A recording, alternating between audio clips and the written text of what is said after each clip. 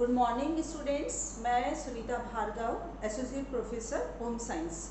Students, हम लोग पिछले वीडियो से मानव विकास जो हमारा प्रश्न पत्र है उसके अंतर्गत हम लोग व्यक्तित्व विकास जो है ये टॉपिक पढ़ रहे हैं। इस टॉपिक में हमने हमारा जो कल का वीडियो था उसमें हमने शुरू किया था कि व्यक्तित्व को प्रभावित करने वाले जो कारक हैं वो कौन से हैं या व्यक्तित्व के निर्धारक कारक कौन से हैं।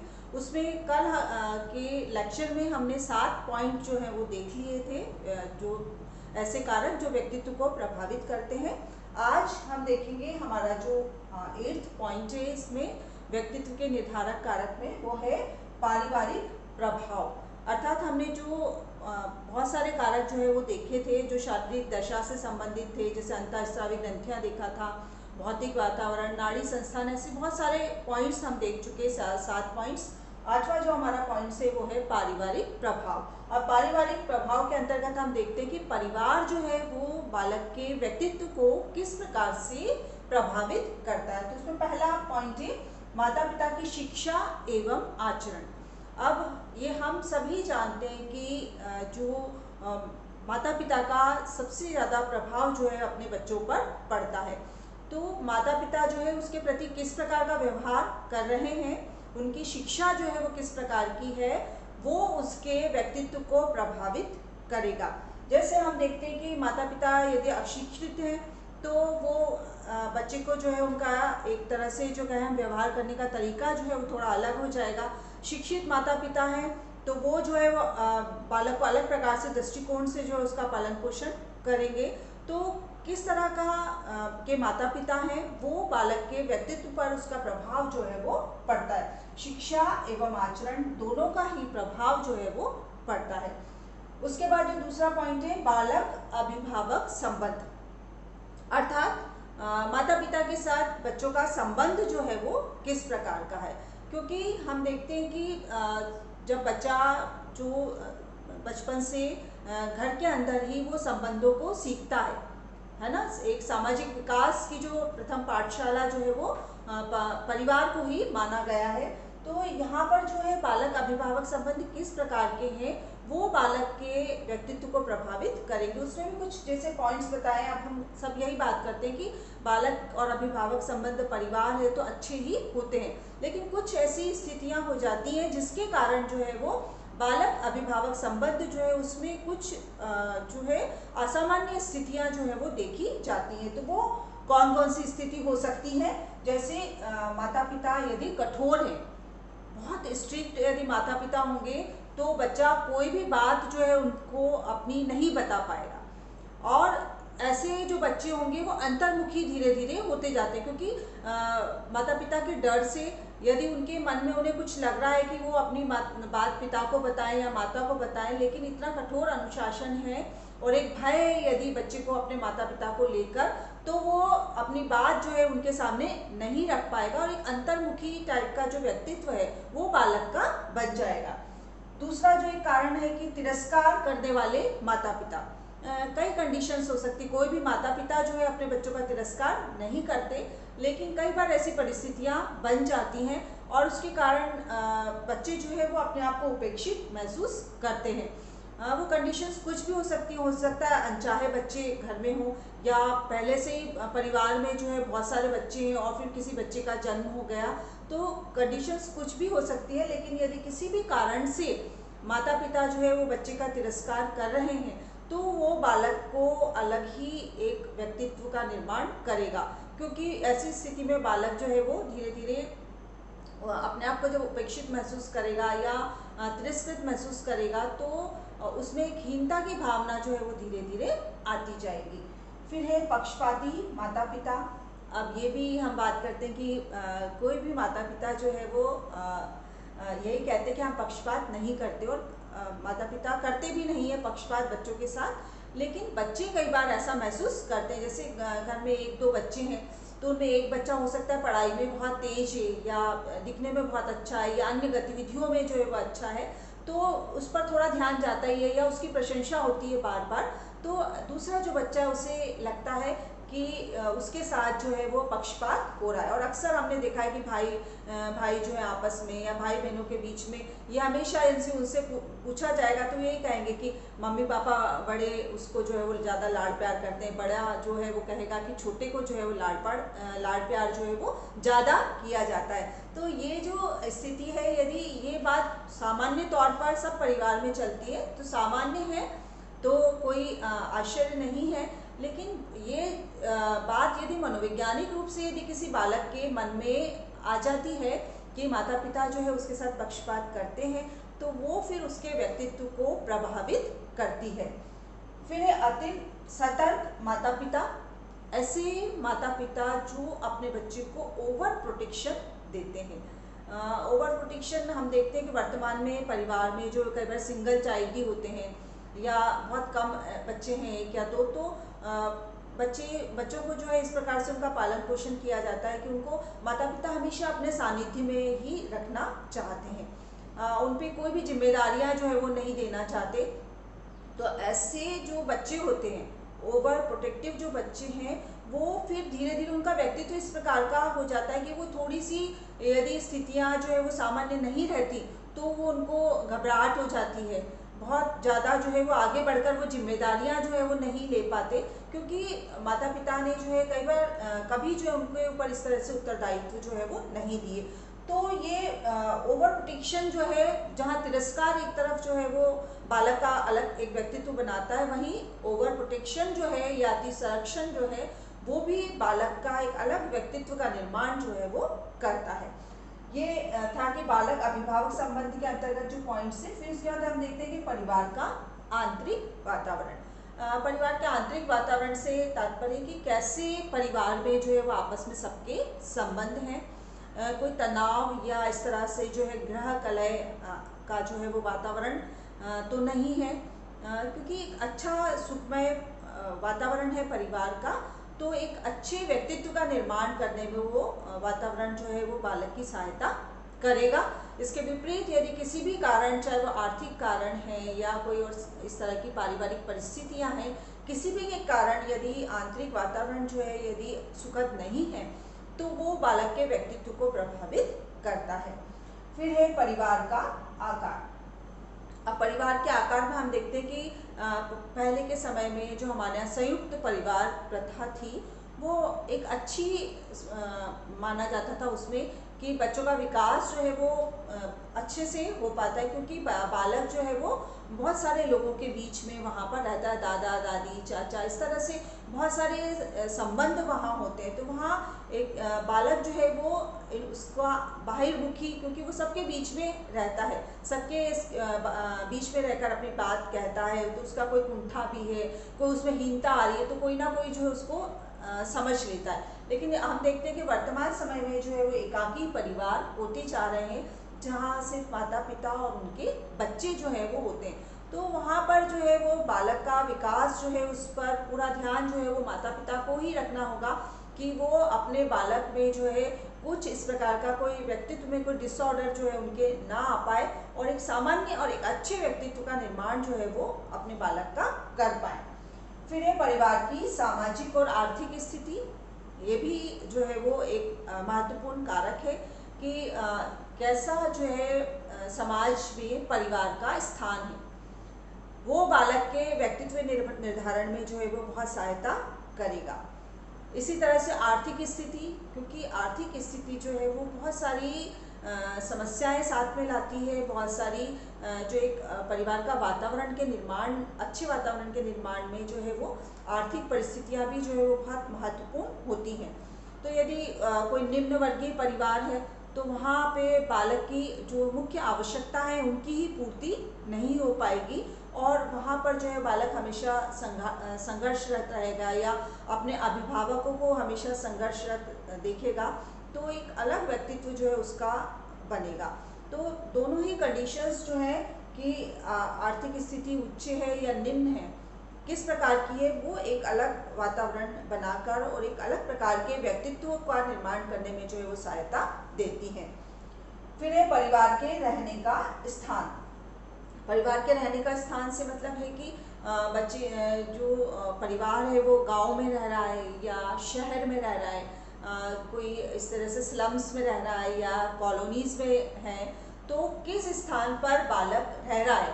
क्योंकि आसपास का जो परिवेश है वो जैसे हम बात करें कि ग्रामीण परिवेश में रहने वाला एक जो बालक है और एक शहरी वातावरण में रहने वाला बालक, दोनों का जो व्यक्तित्व है वो अलग प्रकार से जो है उसका निर्माण होगा।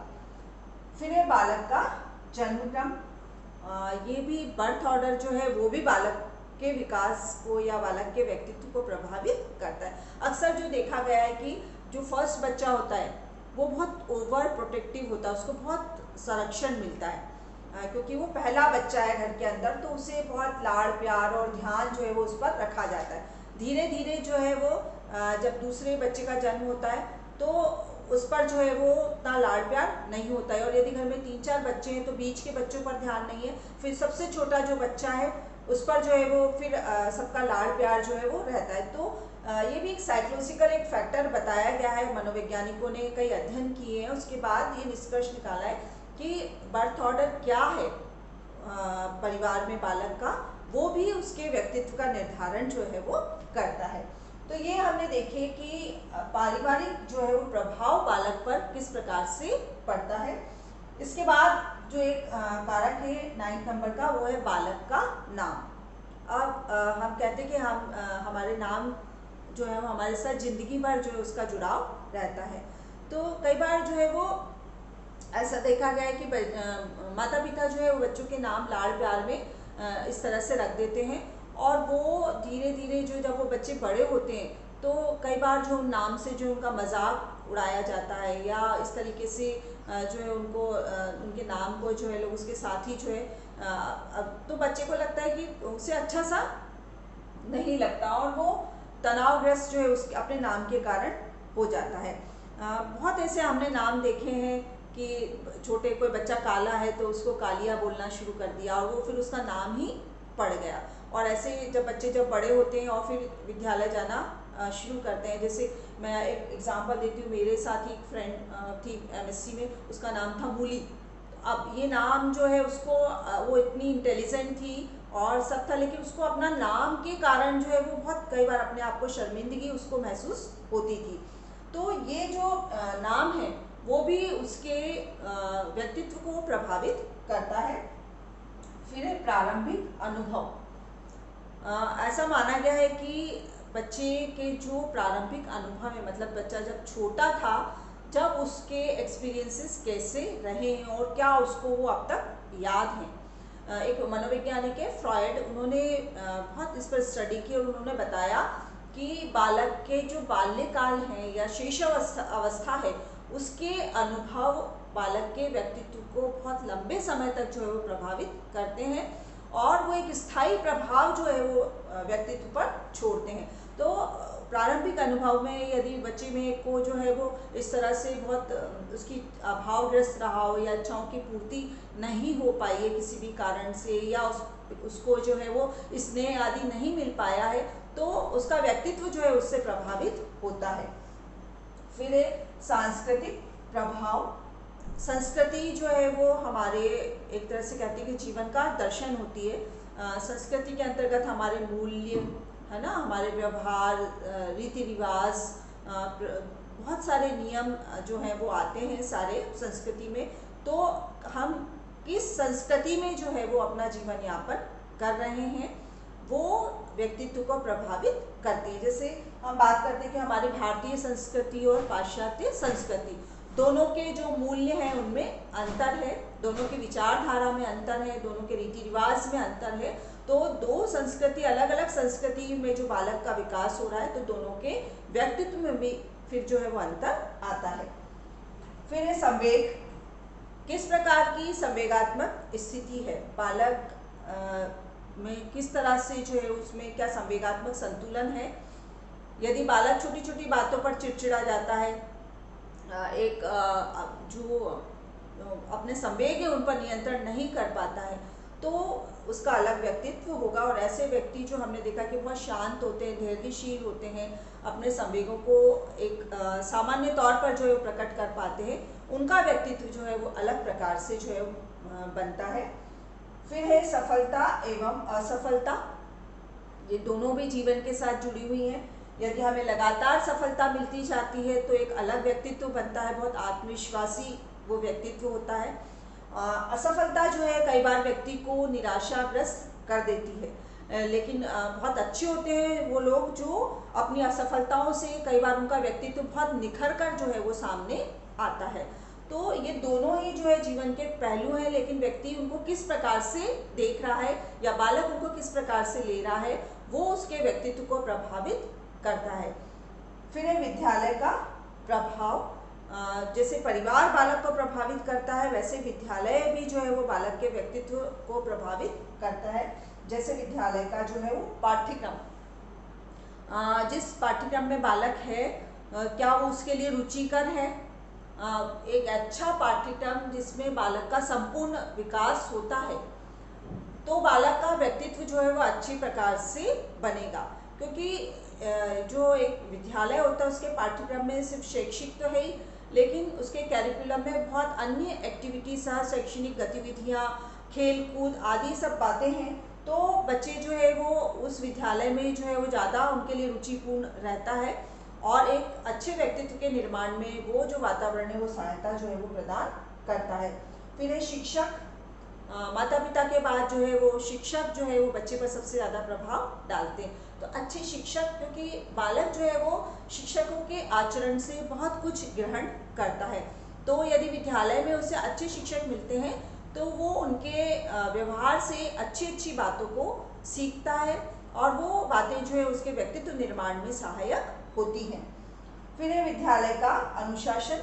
यदि विद्यालय में अच्छा डिसिप्लिन है तो वहाँ पर बच्चे जो है वो समय पर जाएंगे, साफ सुथरे रहेंगे, एक अच्छे वातावरण में जो है वो शिक्षा लेंगे तो उनका व्यक्तित्व जो है उसी प्रकार से उसका निर्माण जो है वो होगा।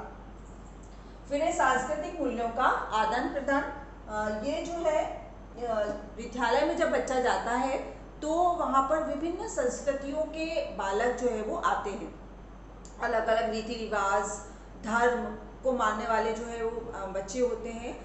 बच्चा उनके साथ जब बातचीत करता है तो उसका सामाजिक विकास तो होता ही है, साथ ही साथ वो बहुत सारे सांस्कृतिक मूल्य जो हैं, वैल्यूज़ जो हैं, हमारी परंपराएं जो है उनको वो ग्रहण करता है या उनके बारे में वो सीखता है। तो एक तरह से विद्यालय जो है वो सामाजिक विकास के साथ साथ सांस्कृतिक जो मूल्य हैं उनके आदान प्रदान का कार्य जो है वो विद्यालय करते हैं।